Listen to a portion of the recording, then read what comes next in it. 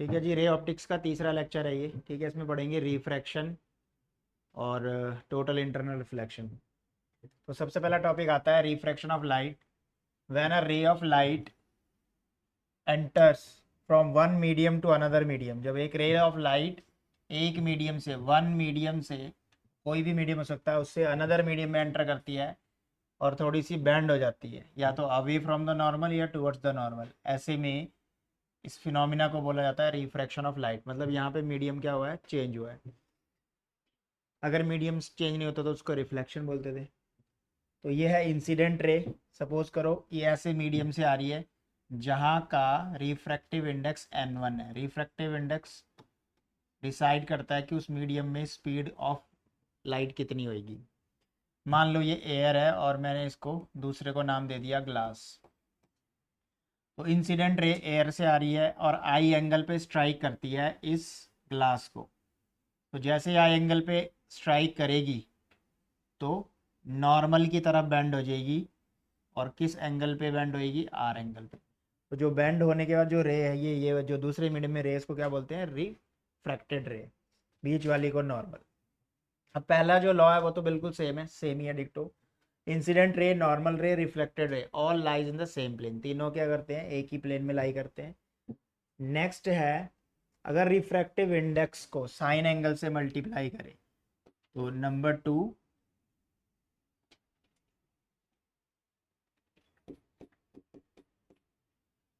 The product of refractive index into sine of incident angle, जिधर ये refractive index है, equal होता है n2 इंटू साइन आर, जिस दूसरे मीडियम में ये एंटर कर रहा है। मतलब रिफ्रैक्टिव इंडेक्स को हमने साइन ऑफ एंगल से मल्टीप्लाई करना है। अब यहाँ पे n2 के नीचे n1 चला जाएगा और साइन आई के नीचे साइन आर। यही फॉर्मूला चेंज हो जाता। ये कब होएगा, जब ऑब्जेक्ट जो रे है वो रेयरर से डेंसर में एंटर कर रही है। मतलब जो एयर है वो रेयरर मीडियम है जिसकी डेंसिटी थोड़ी कम है, और जो ग्लास है वो डेंसर मीडियम है, एयर से मोर डेंस है। यही फॉर्मूला चेंज हो जाएगा। इधर तो सेम रहेगा n2/n1, पर यहाँ रिवर्स हो जाएगा साइन आर बाई साइन आई। अगर ये रिवर्स प्रोसेस होता, मतलब ग्लास से एयर में जाता या डेंसर टू एयर में जाती रे, तो ये फॉर्मूला रिवर्स हो जाएगा। ठीक। इसको लिखने का तरीका ये होता है कि ray of light enter from one medium to two. ठीक है, इसको ऐसे भी लिखा जाता है, वो enter from one medium two. और इस तरफ sine i by sine r होएगा जब रेयर टू डेंसर जा रहे हैं, और sine r by sine i होएगा जब डेंसर टू रेयर जा रहे हैं। फॉर्मूले में ये चेंज है, लेकिन ये प्रोडक्ट हमेशा क्या रहता है, कांस्टेंट रहता है। दिस प्रोडक्ट ऑलवेज कांस्टेंट, इसीलिए ये दोनों क्या है, इक्वल है। और जो भी मैंने फार्मूला लिखा है, ये जो रिफ्रैक्टिव इंडेक्स का रेशो है, ये क्या आएगा, कोई रेशो है तो नंबर ही आएगा। Hence n equal to sine i upon sine r. Standard case ले रहे हैं, लेट सपोज रे जो है वो डेंसर से रेयरर जा रही है। इस लॉ को बोला जाता है स्नेल्स लॉ। ये दोनों ही है, पर मैं अभी डेंसर टू रेयरर वाला नहीं ले रहा हूँ, रेयरर टू डेंसर वाला ले रहा हूँ।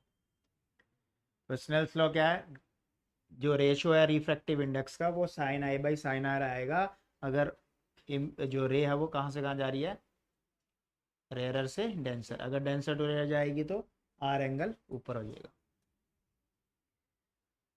तो दूसरा लॉ है Snell's law.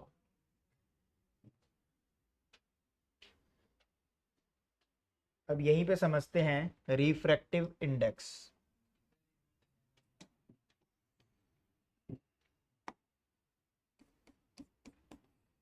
Refractive index decide करता है कि उस मीडियम में लाइट की स्पीड कितनी होएगी एज कंपेयर टू वैक्यूम। तो हम सीधा इसका बेसिक डेफिनेशन लिख सकते हैं, the ratio of speed of light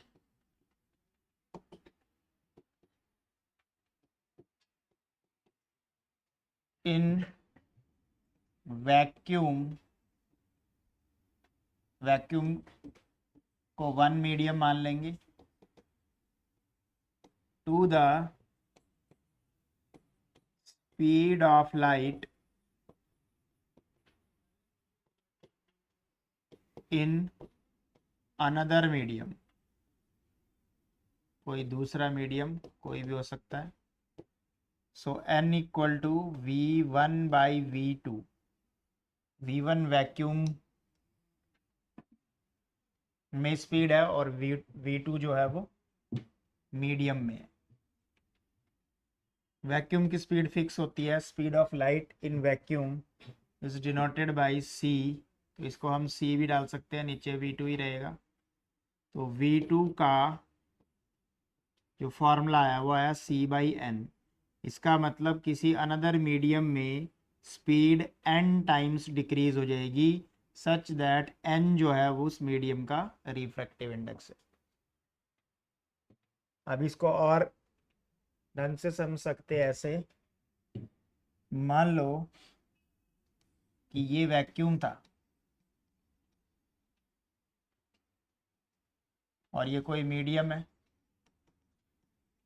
तो रे ऑफ लाइट ऐसे आई, वैक्यूम रेयरर होता है तो ये नॉर्मल की तरह बेंड हो जाएगी।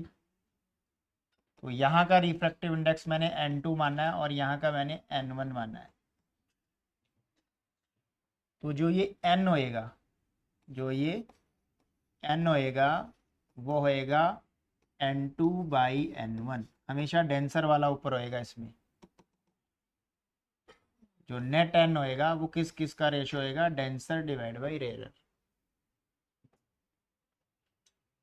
डेंसर डिवाइड बाई रेयरर ऐसे निकलेगा। एंड c की वैल्यू तो आपको अपने को पता ही है, where c equal to 3 × 10⁸ meter पर सेकेंड।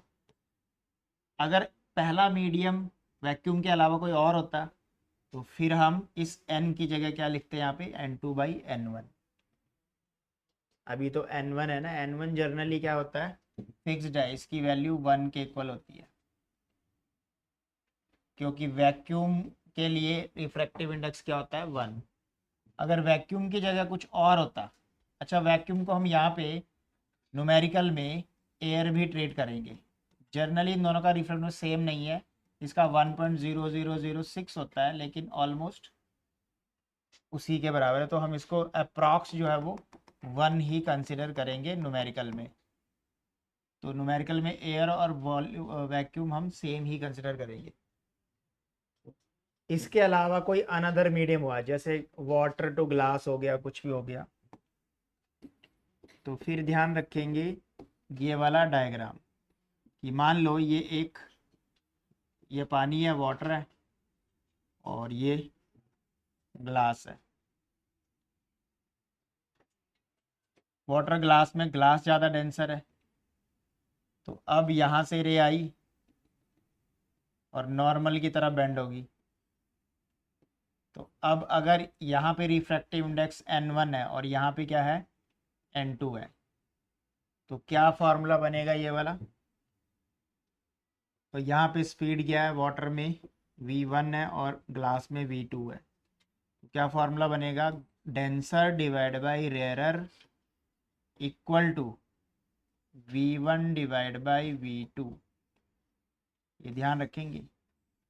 हेंस ये प्रूफ हो चुका है कि रिफ्रैक्टिव इंडेक्स बढ़ने पे वेलोसिटी ऑफ लाइट घट जाएगी, इन्वर्सली प्रोपोर्शनल। रिफ्रैक्टिव इंडेक्स जिस भी मीडियम का ज़्यादा होएगा मतलब वहाँ पे स्पीड ऑफ लाइट क्या होने वाली है, कम।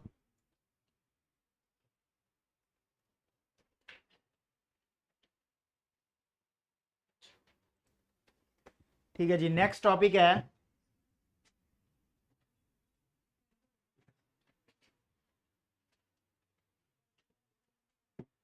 Refraction through rectangular glass slab.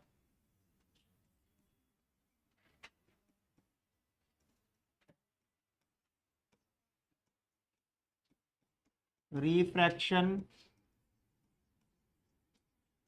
Through rectangular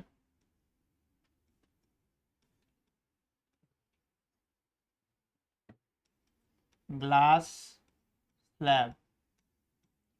तो एक ग्लास स्लैब है, देखते हैं इसमें कैसे रिफ्रैक्शन होता है।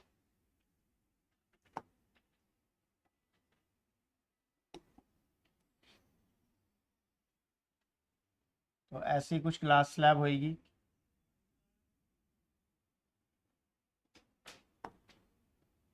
एक सीधी रे ऐसे जा रही है,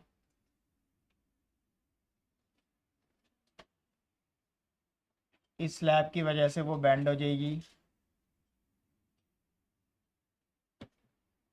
अगर स्लैब ना होती तो वो कुछ ऐसे होती।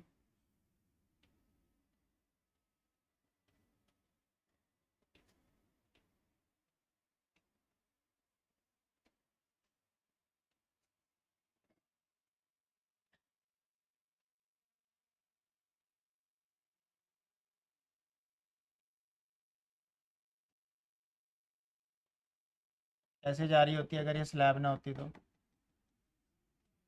पर क्योंकि स्लैब है तो वो इसके पैरेलल इमरजेंट हो जाएगी बाद में। ये दोनों रेज जो है वो आपस में पैरेलल होती है।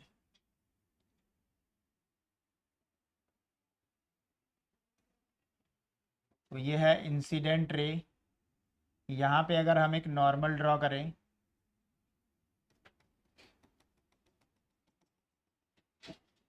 और यहाँ पे भी एक नॉर्मल ड्रॉ करें, एंगल हमें मिल जाएंगी। इस एंगल को हम I1 नाम दे रहे हैं।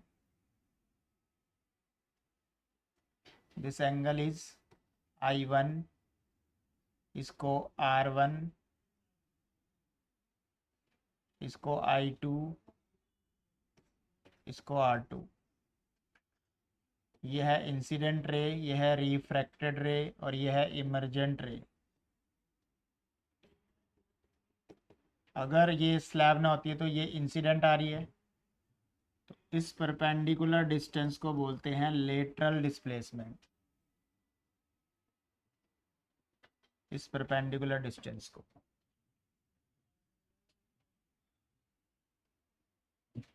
तो मान लेते हैं कि यहाँ जो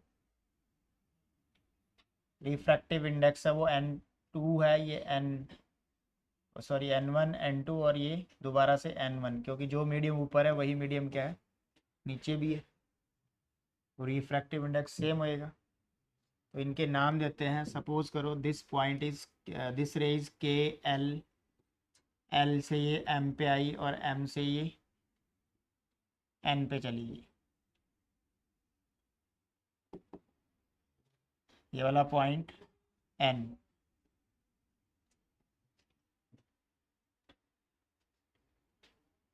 ये वाला पॉइंट O मान लेते हैं। अब इस L वाले पॉइंट पे रिफ्रैक्शन लेते हैं या स्नेल्स लॉ लगाते हैं। Snell's law eight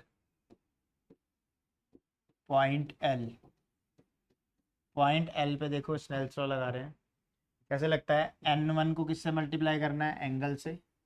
N1 into sine I1, और N2 को किससे मल्टीप्लाई करना है? उधर जो एंगल है, N2 को R1 से मल्टीप्लाई कर दिया। अब ध्यान दें तो यहाँ पे एयर से ग्लास में एंटर कर रही है, तो रेयर से डेंसर जा रही है। रेयर से डेंसर जा रही है, इसीलिए जो ये वाली रे है, रिफ्रैक्टेड रे है, वो नॉर्मल की तरह बेंड हुई है। नॉर्मल कौन सा? यहाँ पे L डैश। तो इसीलिए ये जो रे है ऐसे जा रही थी, ऐसे बेंड हुई है, क्योंकि रेयर से डेंसर जाती है तो बेंड टुवर्ड्स द नॉर्मल होती है। इस M वाले पॉइंट पे देखो तो कहाँ से आ रही है? ग्लास से, और एयर में जा रही है। ग्लास हो गया डेंसर और एयर हो गया रेयर, तो डेंसर टू रेयर नॉर्मल से अवे गई है। तो यहाँ पे रेयर टू डेंसर जा रही है, तो N2 के नीचे N1 आ जाएगा, और sign I1 divide by sign R1, और इसको क्या लिखेंगे? 1 से आ रही है 2 में जा रही है, इक्वेशन नंबर 1। सिमिलरली हम लगाएंगे Snell's law at M।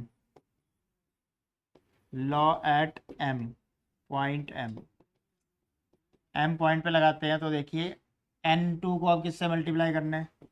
N2 is multiplied with sign I2 बना रहा है M वाले पॉइंट पे, ये वाला N2 वाले मीडियम में। और N1 को किससे मल्टीप्लाई करना है? जो उस तरफ एंगल बन रहा है साइन R2। अब जा रहे हैं हम डेंसर से रेयरर, तो डेंसर से रेयरर जाते हैं तो R एंगल ऊपर होता है, N2/N1 equal to sine R2 upon sine I2 हो जाएगा। और इसको क्या लिखेंगे, 2 से जा रहे हैं और 1 में जा रहे हैं तो 2N1, 2N1 ऐसे लिखा जाता है। Equation number 2। अब रे ऑफ लाइट में एक होता है प्रिंसिपल ऑफ रिवर्सिबिलिटी, कि रे अपना पाथ बिल्कुल रिवर्स कर देगी अगर सामने कोई प्लेन मिरर आ गया या एक ऐसा रिफ्लेक्टिंग सरफेस आ गया जो इस रे के 90 डिग्री पे है। इमर्जेंट रे पे 90 डिग्री पे अगर कोई क्या आ गया, रिफ्लेक्टिंग सरफेस जैसे कि मिरर है, तो ये सारी की सारी रेज वापस रिवर्स हो जाएंगी एज इट इज। इसे कहते हैं प्रिंसिपल ऑफ रिवर्सिबिलिटी। तो दोबारा से यही आपको डायग्राम रिवर्स कंडीशन में भी मिलेगा। If a plane mirror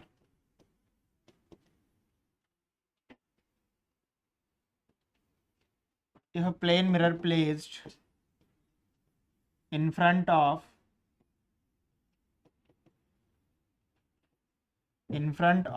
emergent ray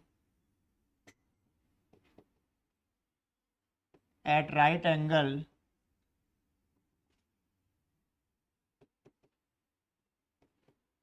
ninety degree पे होना चाहिए तभी तो रिवर्स करेगा। Then the whole rays retrace or reverse their path। Retrace का मतलब भी यही है।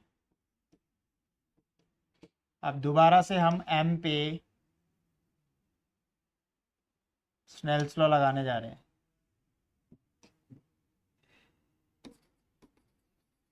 अगेन अप्लाइंग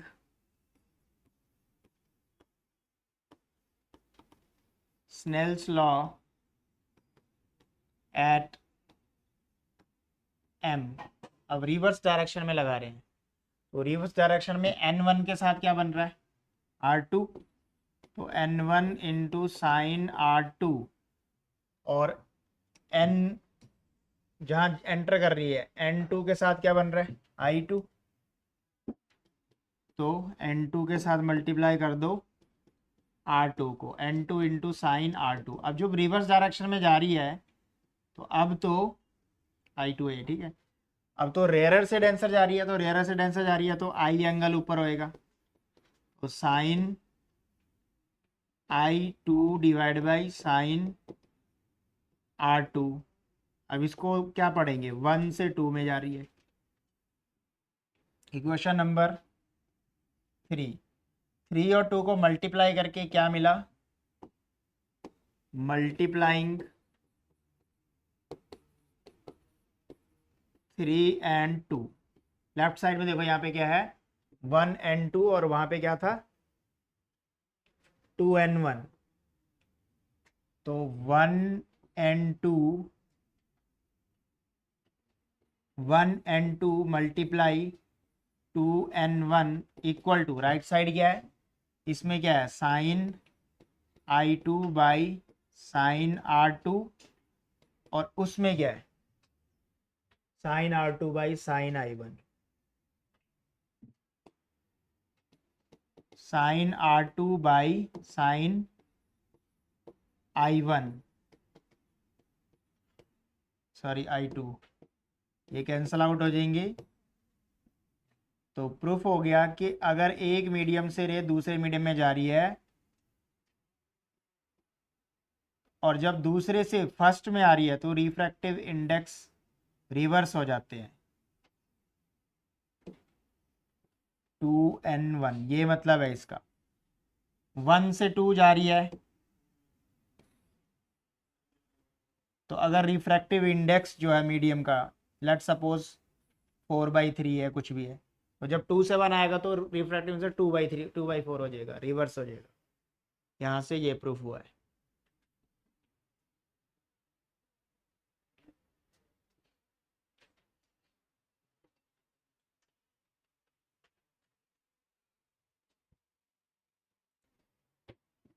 इसी में निकालेंगे लेटरल डिस्प्लेसमेंट। तो lateral displacement that perpendicular distance between emergent and incident ray. ये कौन सी रे है जो डॉटेड वाली मैंने बनाई है? इंसिडेंट ही तो है। इंसिडेंट रे और इमर्जेंट के बीच का ये परपेंडिकुलर डिस्टेंस होता है लेटरल डिस्प्लेसमेंट। तो लेटरल डिस्प्लेसमेंट इसको बोलते हैं MO। The perpendicular distance between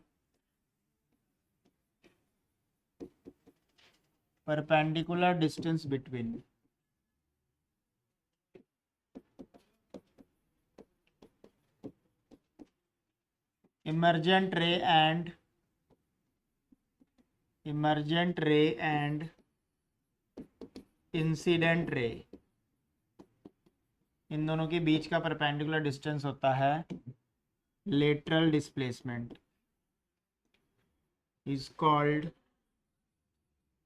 lateral displacement.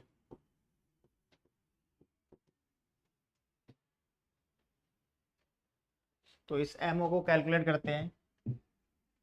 देखो ये I एंगल है और ये R है, तो इसे बोलते हैं एंगल ऑफ डेविएशन। कितना एंगल जो है वो डेविएट हुआ है।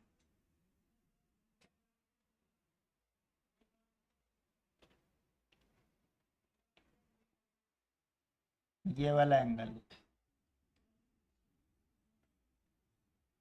ये है angle of deviation, delta angle.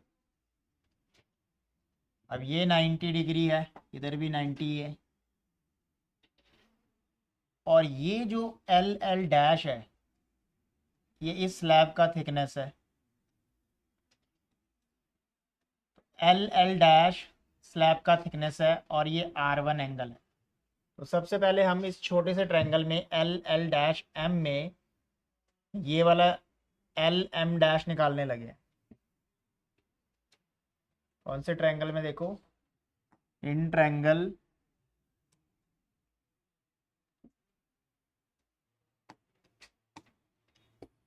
In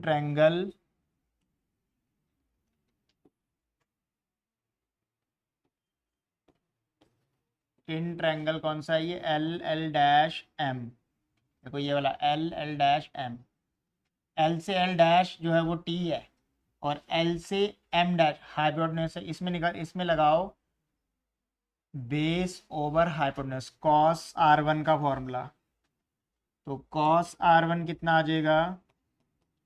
base कितना है? LL डैश, और हाइपोटेन्यूज कितना है? LM। LL डैश जो है वो थिकनेस है, उसको T डाल दो। यहाँ से LM का आंसर आ गया हमारे पास T1/cos R1। अब जो ये वाला ट्रायंगल है इसमें है MO, किस वाले ट्रायंगल में है? LMO। अब इसको सॉल्व करेंगे। इस ट्रायंगल में देखिए इन ट्रायंगल LMO, वापिस उस ट्रायंगल में देखिए LMO में साइन डेल्टा कैसे निकलेगा? MO देखो परपेंडिकुलर है, ये वाला ट्रायंगल है, तो MO परपेंडिकुलर है और ये हाइपोटेन्यूज है, क्योंकि 90 यहाँ बनेगा O पे। तो MO divide by LM, MO divide by LM। MO हमने निकालना है जो कि आ जाएगा LM साइन डेल्टा, और LM की वैल्यू हम अभी कॉस के टर्म में निकाल चुके हैं, वो पुट कर दो। T1 sine delta upon cos R1। अब ध्यान से देखें तो साइन डेल्टा को भी हम ब्रेक कर सकते हैं। कैसे? ये पूरा का पूरा एंगल I1 है, तो ये पूरा I1 होएगा। कौन से वाला? ये वाला पूरा I1 होएगा। अपने को डेल्टा निकालना है, तो I1 में से क्या माइनस करना पड़ेगा? R1। सी डायग्राम में लिख सकते हैं डेल्टा जो आएगा वो आएगा I1 माइनस R1, वो रिप्लेस कर देते हैं यहाँ पे। तो हमारे पास जो MO बना फाइनली, लेटरल डिस्प्लेसमेंट का फॉर्मूला होता है थिकनेस, थिकनेस को मैंने टी लेट किया, नॉट 1।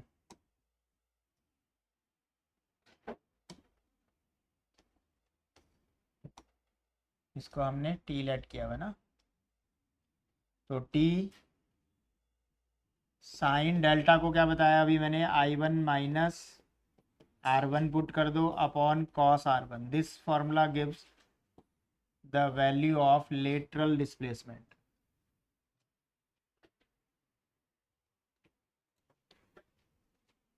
ठीक है जी, टॉपिक है real depth and apparent depth. तो ऑब्जेक्ट डेंसर मीडियम में है यहाँ पे, और हमें उसकी इमेज यहाँ पे नजर आ रही है। तो इमेज बनाने के लिए एक सीधी रे लेके गई और एक एंगल पे लेके गई। तो जैसे इस सरफेस से टकराएगी तो डेंसर टू रेयर जा रही है, तो जो नॉर्मल है इससे अवे हो जाएगी, इससे अवे होगी। अब एक रिफ्रैक्टेड रे ये है, ये वाली, और एक रिफ्रैक्टेड रे ये है। दो रिफ्रैक्टेड रे के मिलने पे इमेज बनती है। अभी आगे तो मीट करेंगी नहीं, इसलिए उसको पीछे प्रोड्यूस किया और ये यहाँ पे मीट करती है इसको, पहली वाली रे को। तो यहाँ पे आपको इस ऑब्जेक्ट की इमेज नजर आती है। तो फर्स्ट ये वाला एंगल आई है, इंसिडेंट एंगल ये होएगा, ये आर एंगल है। तो अगर ये आई है तो ये भी आई होएगा, ठीक है, ऑल्टरनेट इंटीरियर एंगल्स। और अगर ये आर है तो ये कॉरस्पॉन्डिंग एंगल बनेगा, ये भी आर होएगा। इसकी नेमिंग करते हैं ओ, ये पॉइंट ए और ये पॉइंट बी। तो आपको फाइनल इमेज कहाँ पे नजर आ रही है, फाइनल इमेज हमें आ रही है नजर आई पे। ऑब्जेक्ट कहाँ है, डेंसर मीडियम में, इमेज उसकी थोड़ी सी ऊपर नजर आती है। जैसे कि कांच की गिलास में हम पानी डालते हैं, वहाँ पे पेन या पेंसिल को आप इंसर्ट करोगे तो लगेगा कि वो टेढ़ी है। तो आपको उसकी क्या इमेज दिख रही है, एक एपरेंट इमेज दिख रही है, जो कि इस मीडियम के रिफ्रैक्टिव इंडेक्स की वजह से या रिफ्रैक्शन की वजह से हो रहा है। तो सबसे पहले हम लेट कर लेते हैं इसका मीडियम का refractive index. Let n equal to refractive index of the medium, index of denser medium. और जर्नली हम बाहर क्या लेते हैं, हवाई एयर लेते हैं। एयर को स्टार्टिंग में बताया था हमने, वैक्यूम ही कंसिडर करना है इस चैप्टर में, ठीक। अब ऑब्जेक्ट ने जो ये एंगल बनाया है, जो ये वाला एंगल है, या सीधा इस ट्रायंगल में देखो, ओ ए बी ट्रायंगल में, in triangle O A B sine i निकालिए। साइन आई ये हो गया बेस, ये हो गया परपेंडिकुलर, और ये हो गया हाइपोटेन्यूज। तो A B perpendicular over hypotenuse, hypotenuse क्या है, ओ ए। इक्वेशन नंबर 1, इससे ऊपर वाले ट्रायंगल में जो छोटे वाला है आई ए बी वाले में, in triangle I A B यहाँ पे साइन आर कैलकुलेट की करो। तो साइन आर क्या आएगा, ये रहा परपेंडिकुलर ए बी और हाइपोटेन्यूज आई ए। इन दोनों इक्वेशनों को डिवाइड करना है, लेकिन ध्यान रहे कि आर ऊपर आएगा क्योंकि रे जा रही है डेंसर से रेयरर। तो डिवाइडिंग 2/1, डिवाइडिंग 2/1। तो अब फाइनली हमारे पास क्या बनेगा,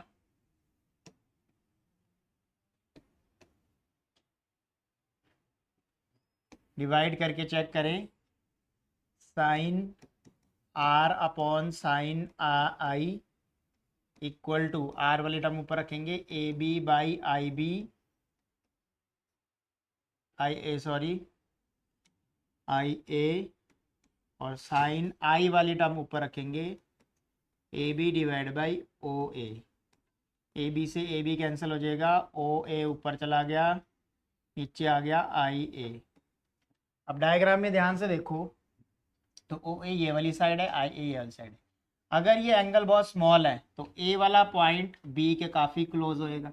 और जर्नली हम अज्यूम करके चलते हैं कि angles are small. If angles are small, assumption है रे ज़्यादा कोई बड़ा एंगल बनाएगी नहीं, तो एंगल स्मॉल है तो बी पॉइंट जो है, सॉरी ए पॉइंट जो है बी के क्लोज है, point A is very close to B, point A is very close to B, तो जहाँ ए है हम वहाँ पे बी पुट कर सकते हैं, वेरी क्लोज टू बी। सो ओ ए जो है वो ओ बी पुट कर सकते हैं उसको, और जो आई ए है it can be replaced with I B, क्योंकि एंगल स्मॉल है यानी ये ए वाला पॉइंट क्या है बी के काफी क्लोज। नाउ पुट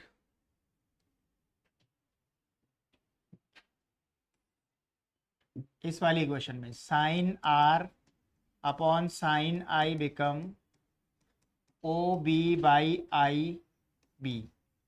अब क्वेश्चन में देखो इस डायग्राम में कि जो ओ बी है वो ओरिजिनल डेप्थ है, यहीं पे तो ऑब्जेक्ट था ओ बी, तो इसको हम बोलते हैं रियल डेप्थ, रियल डेप्थ। और ये रियल डेप्थ अभी के केस में थिकनेस के बराबर है, क्योंकि मैंने एग्जैक्टली बॉटम पे ये पॉइंट लिया है, जरूरी नहीं बॉटम पे हो, थोड़ा सा ऊपर भी हो सकता है। तो रियल डेप्थ को एक्स से डिनोट करते हैं अभी, क्योंकि पॉइंट मैंने कहाँ पे लिया है बॉटम पे, तो जो रियल डेप्थ है वो इस जो स्लैब है इसके थिकनेस के इक्वल होगी। और आई पे इमेज बनी है तो इमेज का जो वर्चुअल इमेज है उसकी डिस्टेंस को हम वाई से डिनोट करते हैं। तो एक्स ओरिजिनल डेप्थ है, रियल डेप्थ, और वाई क्या है एपरेंट। तो अपना फॉर्मूला क्या बन जाएगा,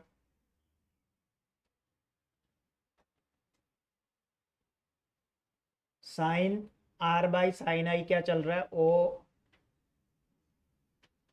ओ बी बाई,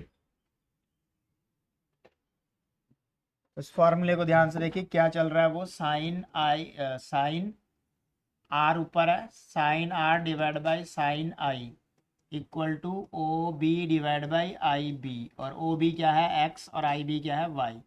इसका और ये क्या चीज़ होता है रिफ्रैक्टिव इंडेक्स, स्नेल्स लॉ के अकॉर्डिंग ये रिफ्रैक्टिव इंडेक्स है, तो एक्स बाई वाई यानी रिफ्रैक्टिव इंडेक्स का फॉर्मूला आ गया, एक्स होता है रियल डेप्थ और वाई होता है apparent depth. This formula is the relation between real depth and apparent depth. अब क्वेश्चन में ध्यान से देखो, हमें इमेज कितनी ऊपर नजर आई है, इसको नॉर्मल शिफ्ट कहते हैं, यानी ऑब्जेक्ट कहाँ पे था ओ पे और मुझे दिख कहाँ पे रही है उसकी इमेज आई पे, तो ओ से लेके आई तक के गैप को बोलते हैं नॉर्मल शिफ्ट। तो नॉर्मल शिफ्ट का मतलब है ओ आई जो ये डिस्टेंस है इसको हम डेल्टा एक्स से डिनोट करते हैं, और ये आएगी कैसे, रियल में से एक्स में से अगर मैं वाई माइनस कर दूं तो ये आ जाएगा which is equal to x minus y, तो del x equal to x minus, और y को मैं इस फॉर्मूले से क्या डाल सकता हूँ x बाई एन डाल सकता हूँ।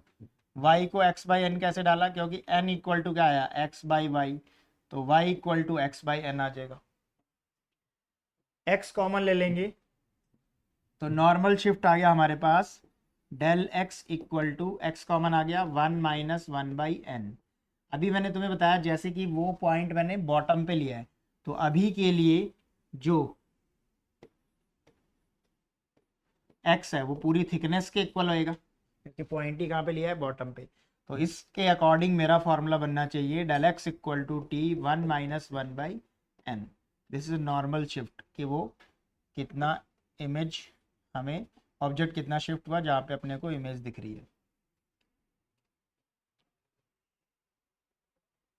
अगर एक से ज़्यादा स्लैब है,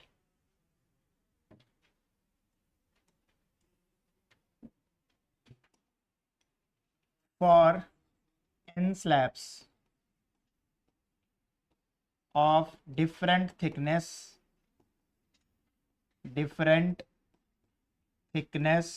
सबकी थिकनेस जो है वो डिफरेंट है और रिफ्रैक्टिव इंडेक्स भी डिफरेंट है, तो क्या फॉर्मूला बन जाएगा फाइनली डेल एक्स का, डेल एक्स बिकम्स पहली वाली स्लैब की थिकनेस, पहली वाली का रिफ्रैक्टिव इंडेक्स प्लस सेकंड वाले की थिकनेस, सेकंड का refractive index plus third one and up to last one, ऐसे ये चलता जाएगा और टिल n टर्म्स तक, n टर्म्स तक ये सम निकलेगा।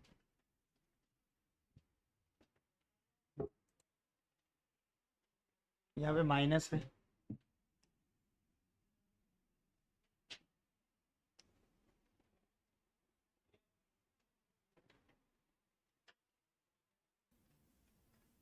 टॉपिक है टोटल इंटरनल रिफ्लेक्शन। तो टोटल इंटरनल रिफ्लेक्शन है, ये ध्यान से सुने। इसमें ऑब्जेक्ट क्या होता है, डेंसर मीडियम में होता है, और एक सर्टेन कंडीशन में सारी की सारी इंसिडेंट लाइट वापस डेंसर मीडियम में ही चली जाती है, मतलब रिफ्लेक्ट होती है। ऑब्जेक्ट डेंसर मीडियम में है और उसकी एक कंडीशन है, कौन सी कंडीशन अभी डिस्कस करेंगे। Under the certain condition the whole incident light can be made to be reflected back into the denser medium. This give rise to the phenomenon called total internal reflection. अगर कुछ refract भी हो रहा है, जैसे यहाँ diagram में देखिए, ऑब्जेक्ट यहाँ पे है, ऑब्जेक्ट इस वाले पॉइंट पे है, ऑब्जेक्ट यहाँ पे है, और पहली रे डेंसर मीडियम से रेयर में निकल गई। परपेंडिकुलर तो परपेंडिकुलर ही निकलती है क्योंकि नॉर्मल के ओवरलैप करेगी, थोड़ा सा एंगल बनाएगी तो फिर से बाहर निकल गई। अब अभी भी रिफ्रैक्ट हुई है, अभी भी क्या हुई है, रिफ्रैक्ट हुई है, ठीक है। इस वाले एंगल पे भी हम रिफ्रैक्ट ही मानेंगे क्योंकि सामने वाला एंगल 90 डिग्री है। तो जो कॉरस्पॉन्डिंग एंगल है ये वाला एंगल, इसको क्रिटिकल एंगल बोलते हैं, IC लिखेंगे। इंसिडेंट एंगल तो है पर इसका नाम अब स्पेशल हो गया क्रिटिकल एंगल, क्योंकि इसके कॉरस्पॉन्डिंग जो सामने वाला एंगल है वो 90 डिग्री है। तो ये स्पेशल केस है। ये कौन सा एंगल होएगा, है इंसिडेंट ही पर उसका नाम चेंज करके क्या कर दिया, क्रिटिकल एंगल, क्योंकि उसके कॉरस्पॉन्डिंग 90 डिग्री है। इसके बाद कोई भी एंगल अगर क्रिटिकल एंगल से ज़्यादा हुआ, ऑब्वियसली ये वाला इंसिडेंट एंगल उससे ज़्यादा होएगा, तो रे अब बाहर नहीं जाएगी, इंटरनली रिफ्लेक्ट हो जाएगी। तो यही वो अनसर्टेन कंडीशन है जो डेफिनेशन में बात हो रही है कि जो इंसिडेंट एंगल है वो क्रिटिकल एंगल से बड़ा होना चाहिए। पहली कंडीशन क्या है, जो इंसिडेंट एंगल है वो क्रिटिकल एंगल से बड़ा होना चाहिए, और दूसरी कंडीशन है ऑब्जेक्ट जो है वो डेंसर मीडियम में होना चाहिए, तभी जाके क्या रे करती है, टोटल इंटरनली रिफ्लेक्ट करती है। तो सबसे पहले इसकी कंडीशन समझ लेते हैं, किस कंडीशन की बात हो रही है, कंडीशंस ऑफ TIR। TIR का फुल फॉर्म है टोटल इंटरनल रिफ्लेक्शन। फर्स्ट है कि ऑब्जेक्ट डेंसर मीडियम में होना चाहिए, ऑब्जेक्ट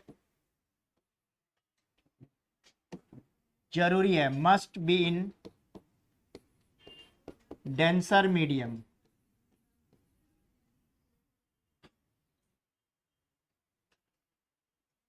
किस में होना चाहिए ये, डेंसर मीडियम में होना चाहिए।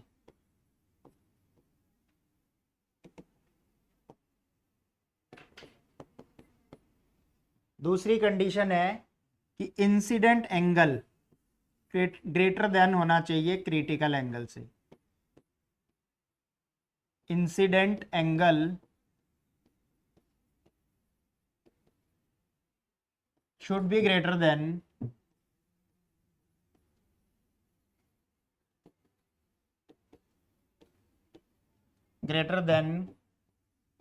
Critical angle. अब क्रिटिकल एंगल मैंने समझाया कौन सा एंगल है, जिसके कॉरस्पॉन्डिंग रिफ्रैक्टेड एंगल 90 डिग्री होता है।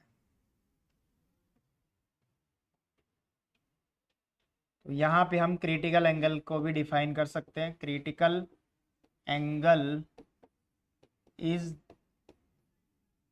That incident angle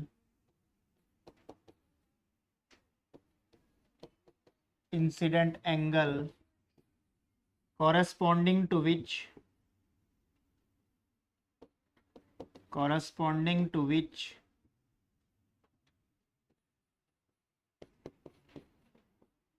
refracted angle is 90 degree. तो क्रिटिकल एंगल इंसिडेंट एंगल ही है, पर उसके सामने वाला एंगल क्या होना चाहिए, 90 डिग्री होना चाहिए। अब हम इस वाले पॉइंट पे स्नेल्स लॉ लगाएंगे।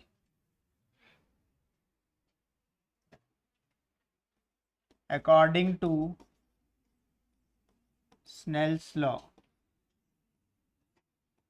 क्या होता है, n equal to sine r by sine i. R angle ऊपर रखेंगे क्योंकि डेंसर टू रेयरर जो है ये रेस जा रही है। अब आर एंगल कौन सा है, रिफ्रैक्टेड एंगल 90, तो साइन 90 डाल दिया। और इंसिडेंट एंगल इंसिडेंट नहीं है, उसको क्रिटिकल बोलते हैं वहाँ पे, तो साइन आई सी लिखेंगे।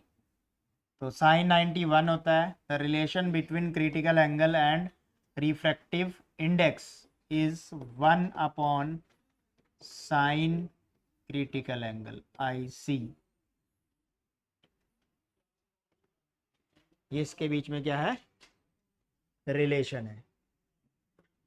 अब टोटल इंटरनल रिफ्लेक्शन के जो एप्लीकेशन है वो काफ़ी है, जैसे कि ऑप्टिकल फाइबर हो गया, ठीक है। तो इसकी एप्लीकेशन हम समझ लेते हैं। एप्लीकेशंस को डिटेल में पढ़ लेना है। पहला होता है मिराज, दूसरा होता है ऑप्टिकल फाइबर, ऑप्टिकल फाइबर की वर्किंग,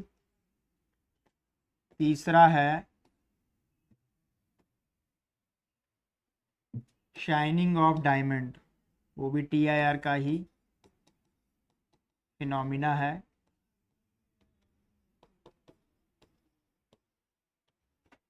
तो ये कुछ एप्लीकेशन है जो TIR पे बेस्ड है। ऑप्टिकल फाइबर इनमें से इम्पोर्टेंट है, ये आप इसकी वर्किंग समझ लेंगे। तो ऑप्टिकल फाइबर की वर्किंग जो है वो हम डिटेल में कर लेंगे। तो इनको आपने क्या है, स्टडी करना है, इसको डिटेल में पढ़ना है, ठीक है जी। तो जो एप्लीकेशन है TIR की, उनके ये डायग्राम बनाए हैं यहाँ पे। तो सबसे पहले जो है ये डायग्राम है मिराज का। मिराज एक ऐसी सिचुएशन है जब आपको ऑब्जेक्ट की एग्जैक्टली अपोजिट इमेज नजर आती है, ठीक है। और ये जर्नली जो रुका हुआ पानी है वहां पे नजर आती है, जैसे पेड़ है, ठीक है। तो पर्टिकुलर आपको किसी पर्टिकुलर एंगल पे एग्जैक्टली आपको शेडो की बात नहीं हो रही है, शेडो की बात नहीं हो रही है, पानी में एग्जैक्टली सेम चीज तुम्हें दिखेगी इमेज, ठीक है, वो शेडो नहीं होगी, ठीक है। तो इस पर्टिकुलर एंगल पे तुम्हें नजर आ रही है, उसको बोलते हैं मिराज। और मिराज का दूसरा एक और एग्जांपल है, जैसे कभी हम हाईवे पे जाते हैं तो आपको दूर कहीं चमकती हुई चीज दिखती है, ठीक है, हाईवे पे। और जब आप उस स्पॉट पे पहुंचते हो तो वही चीज कहीं और शिफ्ट हो जाती है, ठीक है। वो एक्चुअल में सनलाइट पड़ रही है, वो जो चारकोल है उस पे, और तुम जिस एंगल से देख रहे हो, ठीक है, वो धूप की रिफ्लेक्शन है, जो आपको लग रहा है कि यहाँ पे कोई पानी पानी सा गिरा हुआ है, हाईवे पे दूर ऐसे दिखता है, जो ऐसे होते जैसे रेगिस्तान टाइप में, ठीक है, या फिर कोई लॉन्ग हाईवे है, दूर दिखता है वो चीज़। तो मिराज ऐसी सिचुएशन होती है, ठीक है, जहाँ पे एग्जैक्टली अपोजिट इमेज नजर आती है। अब ये जो लैब में हमारे पास लैब में ऐसे प्रिज्म होते हैं जो कि अपने को TIR करके देते हैं। तो जैसे ये वाला प्रिज्म है, ये 90 डिग्री पे जो है इमेज को, देखो ये ऑब्जेक्ट ऐसे है और इमेज ऐसे है, तो इसका मतलब ये इमेज को कितना बेंड करवा देगा, 90 डिग्री पे। 90 डिग्री पे बेंड करवा दिया तो राइट एंगल प्रिज्म बोलेंगे इसको, ठीक है। राइट एंगल प्रिज्म का काम क्या होता है, जो TIR कराना है इसने 90 डिग्री पे हो जाएगा। जैसे ये वाली रह गई, देखो ऑब्जेक्ट ये है, ऑब्जेक्ट ये है, तो ये ऑब्जेक्ट का हेड है, एंटर करेगा। इस हेड के सामने जैसे ही ये लाइन आएगी परपेंडिकुलर, तो ये एंटर कर जाएगा अंदर 90 डिग्री पे, सीधा दूसरे मीडियम में चले जाते हैं। हमने TIR का डायग्राम बनाया था, सीधी गई थी रे, ठीक है। यहाँ सामने गया 45 डिग्री पे, ये बैंड हो जाएगा, तो ये वाली ये हेड आ गया इसका, तो ये हेड बन गया, ठीक है। और ये टेल आ गया, टेल से भी एक रे लेके जाओ, ठीक है, और यहाँ टकराई और यहाँ बाहर आ गई, तो ऐसे बन गई। इसका मतलब ऑब्जेक्ट ऐसे है और इमेज ऐसे बना के दे रहा है ये, इसीलिए इसका नाम है राइट एंगल प्रिज्म। इस वाले में हेड रिवर्स हो गया, देखो A B क्या बन गया, ए डैश बी डैश, ऐसे रिवर्स हो गया। तो ये हेड है और ये टेल है, पहले ऐसे था ऑब्जेक्ट, ऐसे अब ऐसे हो गया है, तो इसने 180 डिग्री पे इसको इन्वर्ट कर दिया।